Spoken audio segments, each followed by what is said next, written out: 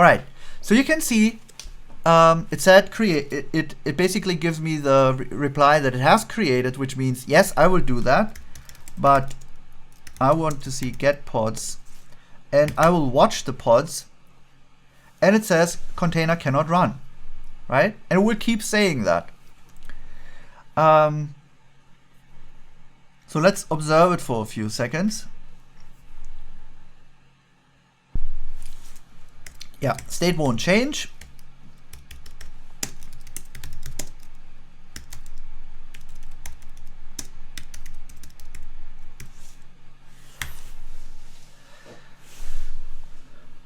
So it said, I created the container busybox.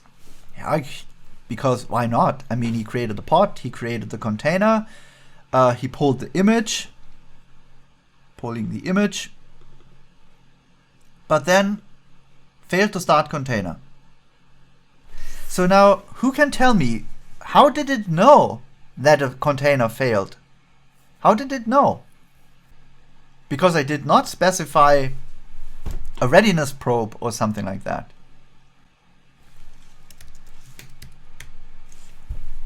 Look, this is all we specified. How can Kubernetes know that the container has failed? Any ideas? Or I'll invert the question. Who has no idea why this is possible? Or how particular it could be determined?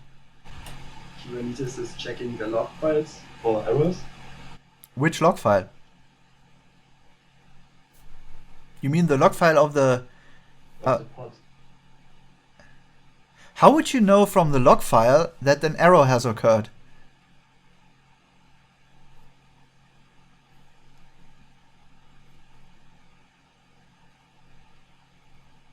Let's stick with that thought. How would you know that from a log file that an error has occurred?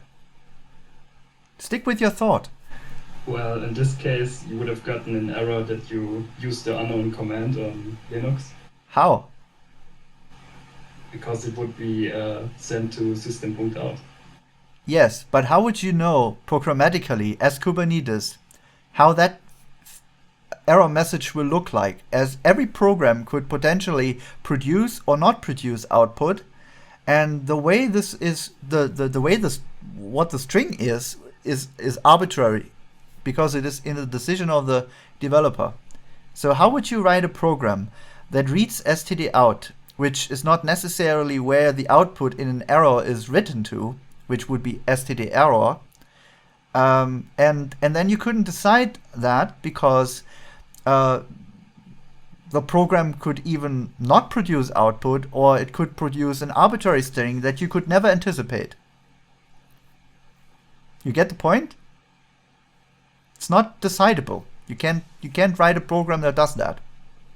No, the way is different. It is a bit deeper in the Linux philosophy, or the Unix philosophy to be precise. Whenever you issue a command, there's a feedback, which is the process exits with a particular exit code. So, and if the process has been successful, like this one, then the code will be 0. Now, if I do something that doesn't make sense, should be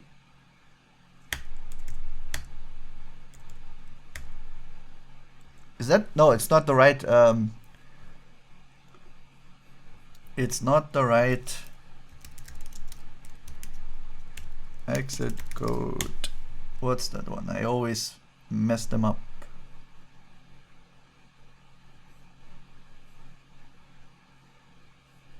Is it question mark? Dollar question mark?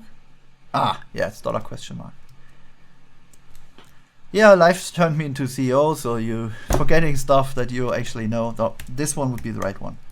Okay, so if I do this one, then I get 0.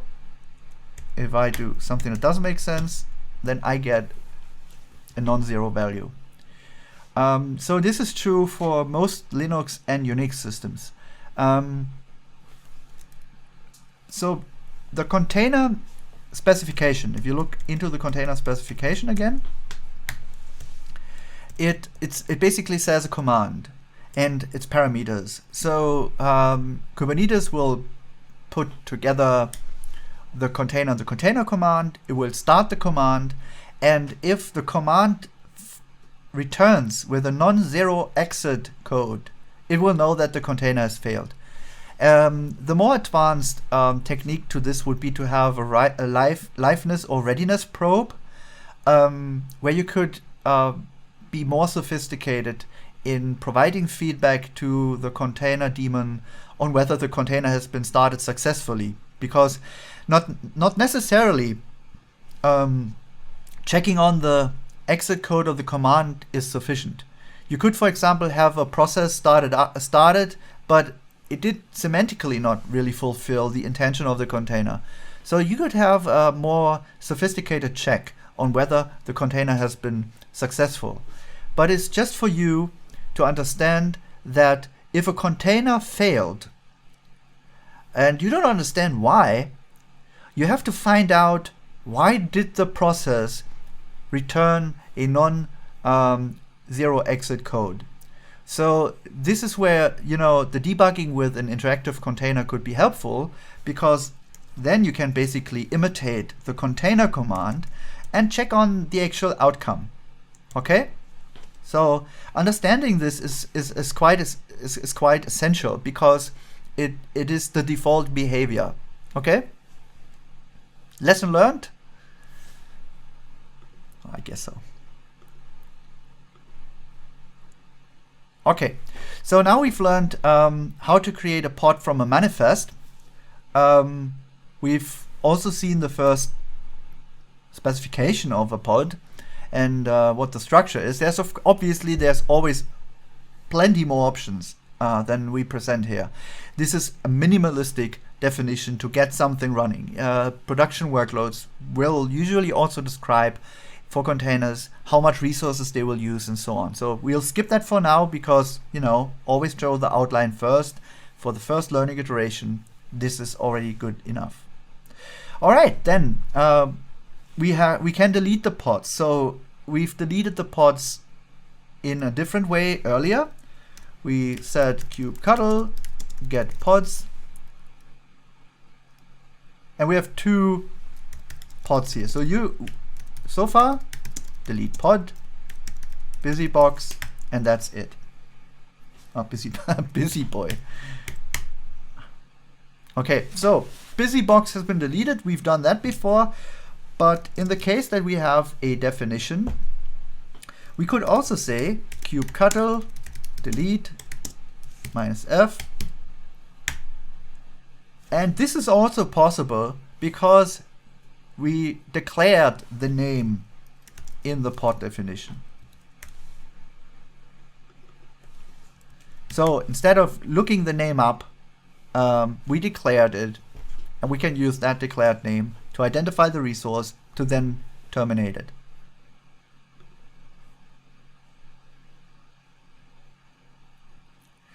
All right, so let's wrap it up.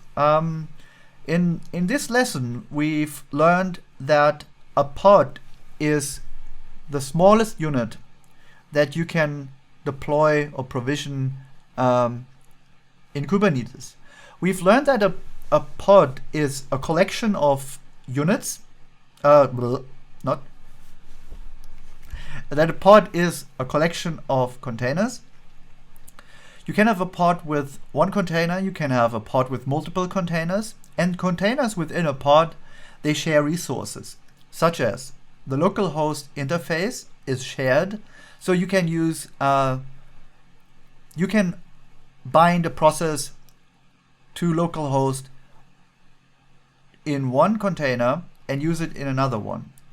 Or you can do the same for the public interface that will be facing towards other members in the Kubernetes cluster, for example, other pods.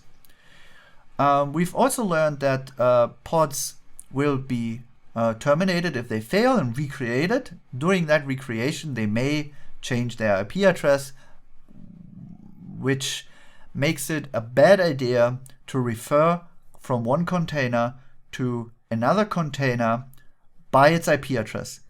In a later section, we will see that the concept of Kubernetes services is meant to solve this problem, so that I can have an entity with a fixed IP address or a fixed DNS name that will help me to provide a constant identity, network identity, to provide, for example, this constant identity for a pod by associating that service with a pod. Until then, we leave that question open, but we'll come to it.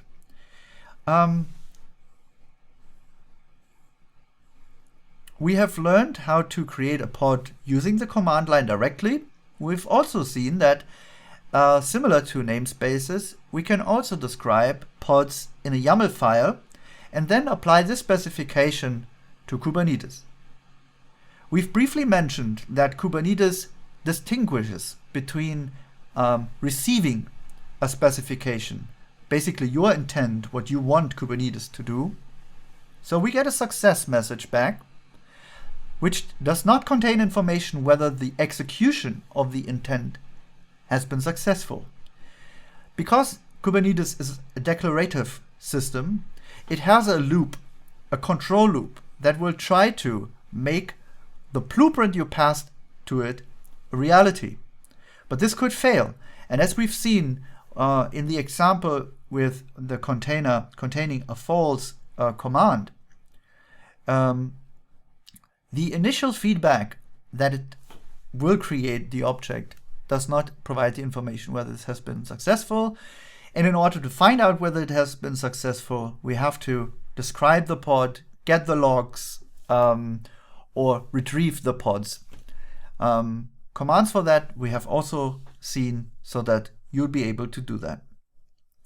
This brings us to the following question, which is, what if I do not want to create one pod, but many pods? For example, I want to create the same pod 100 times. Do I have to execute that specification 100 times? Do I have to modify that specification somehow programmatically and provide a different pod name each time? And the answer is no, of course you don't, because this is something so common that Kubernetes has a concept for it, and it is called a replica set, which is what we will cover in the next section.